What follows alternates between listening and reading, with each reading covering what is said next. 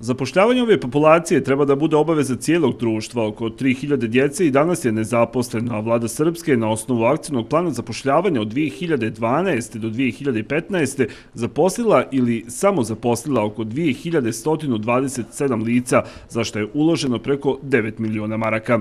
Naravno, to nije dovoljno i mi ćemo to proširiti. Već je predsjednik organizacije i njegovi najbliži saradnici imali kontakata sa realnim sektorom.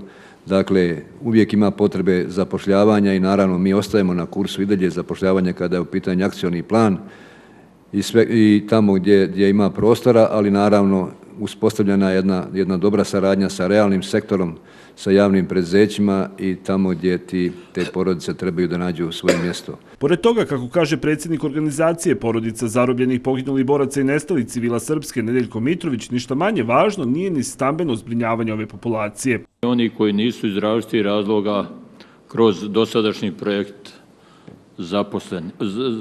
stambeno zbrinut. Nemamo još pravu predstavu koliko je takve djece, ali radi se sigurno o nekoliko stotina porodica poginulih nestalih koji nisu riješili u posljednjem projektu. Oko stambenog zbrinjavanja preostalih porodica razgovarali smo u novoj uredbi koja je u završnoj fazi, da ćemo obuhvatiti to što nije obuhvaćeno projektom 2008-2015. godina. Dakle, tu smo da budemo na raspolaganju, da razumijemo potrebe i da svi aktivno učestvujemo u zbrinjavanju i pomoći tim svim kategorijama. Jedan od prioriteta o kome se danas razgovaralo u vladi Srpske jeste i ekshumacija i identifikacija 1690 nestalih Srba, od kojih je preko 650 boraca Vojske Republike Srpske.